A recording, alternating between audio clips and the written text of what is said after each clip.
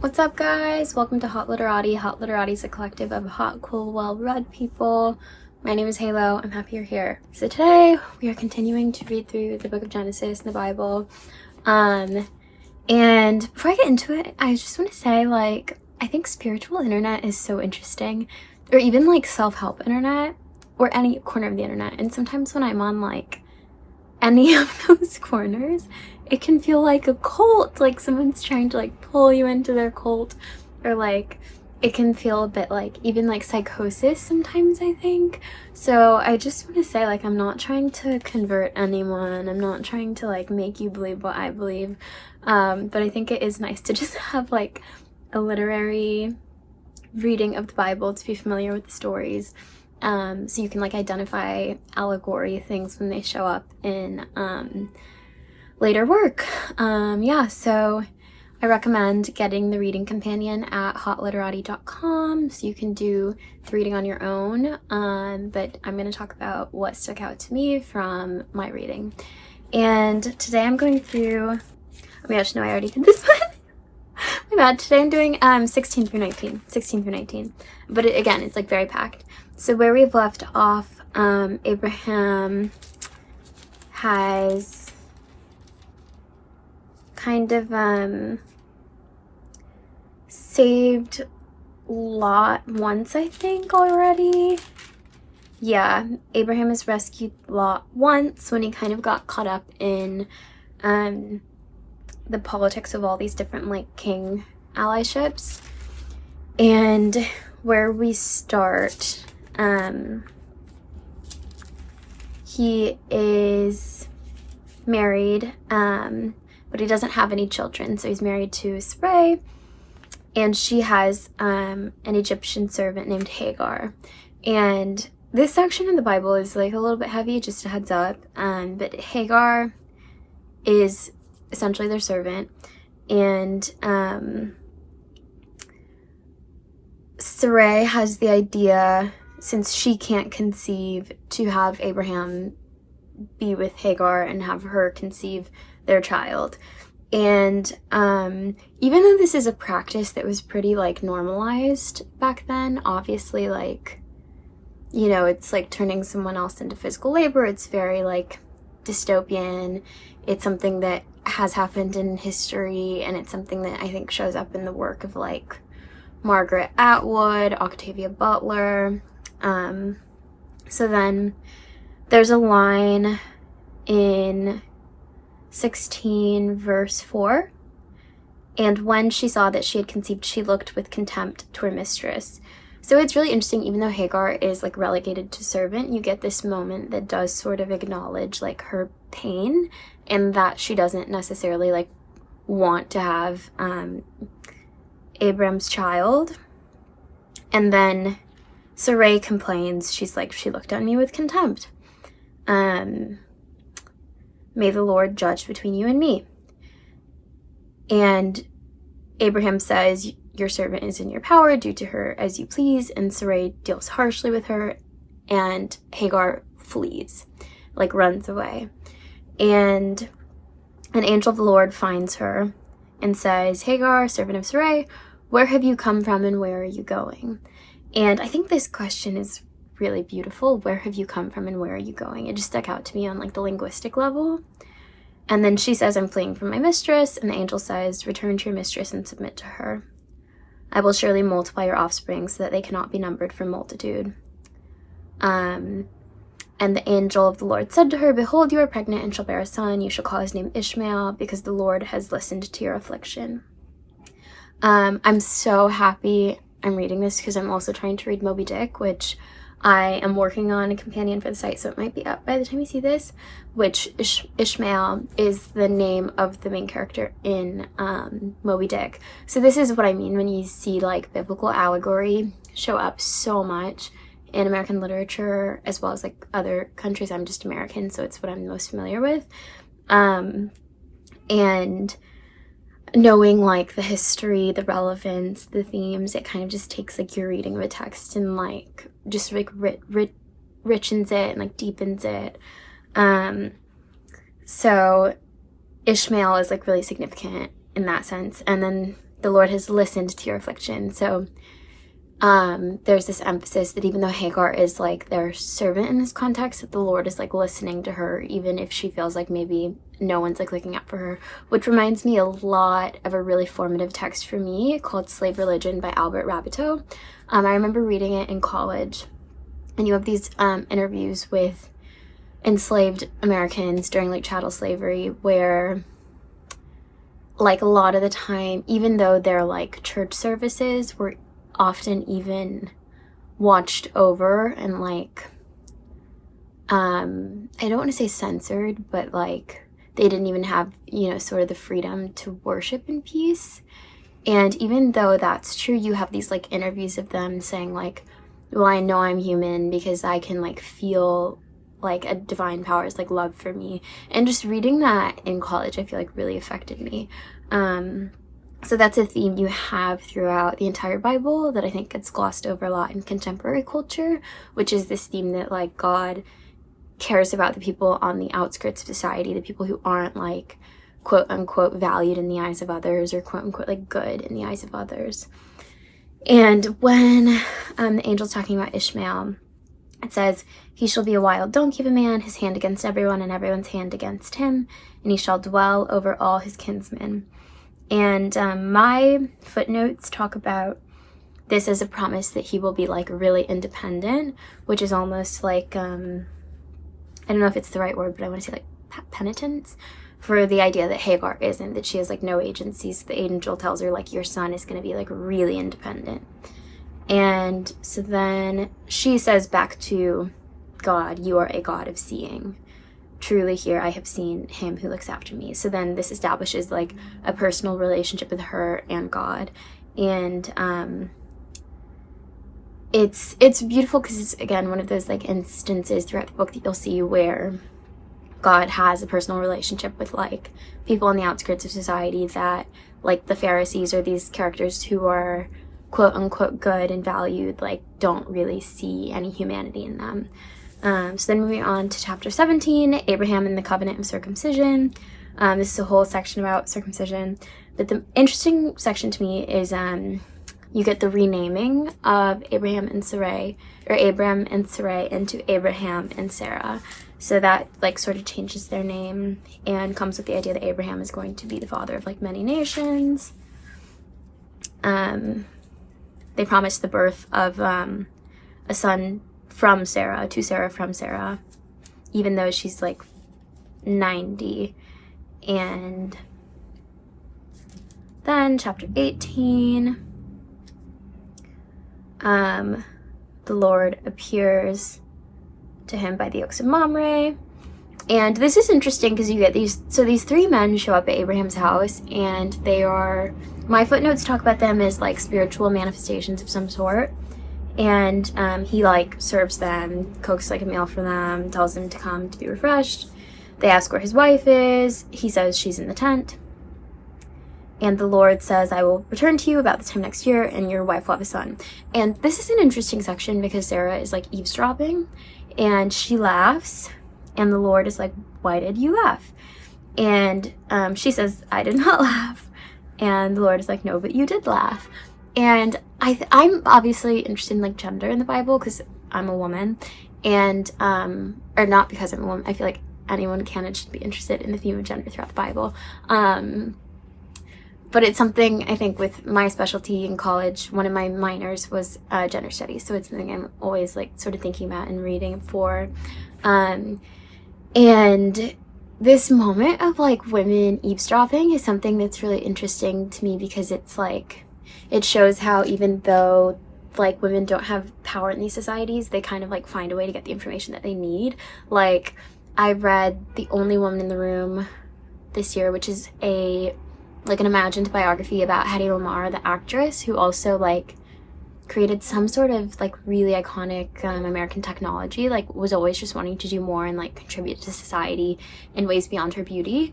And there's a moment where she's married to this like fascist and she's trying to escape before World War II, and she like hides in their house and like eavesdrops to news about the war with these like really powerful men in a situation that was very like was like life-threatening for her. So that's something that I'm kind of like picking up on that I think is really interesting, which is when like women aren't allowed to be in certain rooms, or they're like underestimated, and they've picked these moments to like eavesdrop. But obviously Sarah is this like complicated character because she's not like pure and 100% good. Like we see this in her relationship with Hagar, and even though she's like just going with what was normalized for society at the time, like you do get, you know, she's like a full character with flaws, and she's oppressed by the society, but then she continues to like oppress someone else. And I think there are these just like really rich like human patterns that you see in the Bible that is true across just like so many like bodies of work, I think, and just pieces of art, because it is the human experience to be like inherently flawed. And I think, you know, the Bible paints like a pretty good picture of like what it is to be human. That was lengthy. So now now we're moving on to the story of the destruction of Sodom and Gomorrah. This, I will say, is a pretty terse section because of the way it's been politicized. A lot of the time, I can't remember where I read this. I think I learned this in a class at Princeton with this professor who I like loved her classes. I took like 6 of them. And Sodom and Gomorrah is one of those sections in the Bible, as well as the creation story, where people try to use it as a justification that that people try to use the story to say that it's like wrong to be queer, where I mean, I recommend like reading it for yourself. I consider that to be a massive misinterpretation. I don't think there's anything wrong with being queer. I believe in gay rights. And I believe that you can be like a Christian and be gay. And I think doing a close reading of this and actually like understanding the context, understanding like the words that have been translated, like literally reading the text for yourself instead of just listening to what people will tell you, is a much better way to get like close to the text and to debunk some of the things that have turned into like bigoted beliefs tied in with religion. So I'll like read through it, but I also like really recommend reading it for yourself. And I think the reading companion is really helpful for this because it does like, again, highlight historical context and things like that. Okay, so yeah, so basically these like physical spiritual manifestations are like with Abraham still, and the Lord is saying like the outcry against Sodom and Gomorrah is great and their sin is very grave. I will go down to see whether they have done altogether according to the outcry that has come to me, and if not, I will know. So God is just, or the Lord is saying like, I keep hearing that Sodom and Gomorrah is like a really bad place, and I'm gonna go see for myself. And you get this like really interesting moment between Abraham and the Lord, where Lot lives in Sodom, I believe. And again, like Abraham and Lot are related. They have this like journey together before they separated, and he's already saved him once. So he's like thinking about him and concerned for him. And Abraham like challenges God, because God is saying like, Abraham is worried that God may destroy Sodom. So he's saying like, what if there are 50 righteous in the city? Will he still destroy it? And God says, if I find at Sodom 50 righteous in the city, I will spare the whole place for their sake. And there's a phrase I thought was really powerful: shall not the judge of all the earth do what is just? So even like, this is a question that Dostoevsky asks a lot in his work, which is like, you know, if God is righteous, like, why do people suffer? If there is a God, why is there suffering? And this is a question that's also like asked in the Bible, I think, where Abraham is saying like, if you're the judge of all the earth, like, won't you do what's fair? And Abraham like goes back and forth with him. He's like, I am but dust and ashes, but what if there are only like 45 good there? What if there are 40? What if there are 30, 20, 10? And he like almost like argues with God in this really powerful section for the sake of like and maybe I'm reading the section about Lot into it a bit, but it is this theme of like him like overseeing his kinsmen and like caring about family and like worrying about the fact that he's there and asking for him to be saved. So then in Sodom, 2 angels go into Sodom, and Lot is like sitting at the gate, and he like greets the angels. He says like, come like spend a night in my house. I will host you, because hospitality I think is also like a big theme in the Bible. And I will wash your feet, then you can get up and keep traveling. And they're like, no, we're gonna spend the night in the town square. But he like really tells them like, no, like stay in my home. And this is where verse 4, chapter 19 verse 4 is where things get like crazy, because before they lay down, the men of the city, the men of Sodom, both young and old, all the people to the last man surround the house, and they called to Lot, where are the men who came to you tonight? Bring them out to us that we may know them. And again, know in the Bible is like another word for like being physical with someone. And Lot went out to the men at the entrance, shut the door, and said, I beg you, my brothers, do not act so wickedly. Behold, I have 2 daughters who have not known any man. Let me bring them out to you, and do to them as you please. Only do nothing to these men, for they have come under my roof. So this is like a really uncomfortable section in the Bible, to be honest, where this like horde of men are like knocking at the doors of Lot's house, like wanting to basically like almost like assault these angels. And Lot's solution is to like sacrifice his daughters and to be like, you can have my daughters, which, uncomfortable, very uncomfortable. Which I think it speaks to so many things. It speaks to like how unjustly like women were treated at this point in time, because they were treated like property. It speaks to the fact that like, violence and violence of this sort is like bad, and this characterization of this place is like a bad place. But it doesn't speak to like queerness in any way. It speaks more to like intention and like consent and things like that. So then and this like section stands for confirmation of what like God was saying, of like, oh, this place is like crazy and I'm gonna go see for myself. So then the angels ask if Lot has like anyone else there, sons-in-laws, daughters, and to basically just like get out. So then the next morning the angels say like, up, take your wife, your 2 daughters who are here, lest you be swept away in the punishment of the city. And they say like, escape, don't look back. Behold, your servant has found favor in your sight, and you have shown me great kindness in saving my life. This is Lot speaking to them, and he asks if he can flee to like a little city instead. And they're like, yes, we won't overthrow that one. So he ends up in a place called Zoar. And as they're running, the Lord rains on Sodom and Gomorrah sulfur and fire, and overthrows the cities. But Lot's wife looks back, and she becomes a pillar of salt. And then Abraham went in the morning to the place where he had stood before the Lord, and looks at Sodom and Gomorrah and like sees the smoke.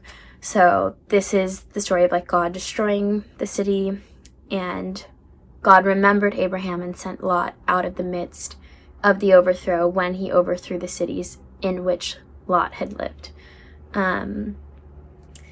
And so like, obviously this is like a really uncomfortable story in the Bible, and it's like very heavy. That I think like doing a literary analysis of it is really powerful, because it's like, who are the main characters? The main characters are Abraham and Lot. And like, if you really look at their relationship with God in these stories, then you see like Abraham like walking with God, having discourse with God, and like pushing back, saying like, oh, like, even if this place has become wicked, like my kin is there, can you like take care of him? And God remembers Abraham. And even just thinking about it from like a literary standpoint, the fact that that phrase like comes back up at the end, I think it kind of shows this is like a parable of like having a discourse with God, like asking for things, like and like looking after your family and those like loyal ties that you have. One thing that really stuck out to me as well is this notion of not looking back. When God says like go, like looking forward, because she looks back and then she becomes salt. And I'm sure there are probably so many like allegories, like books that this moment comes up in again. And so that's that section. And then one more like really uncomfortable section is Lot and his daughters.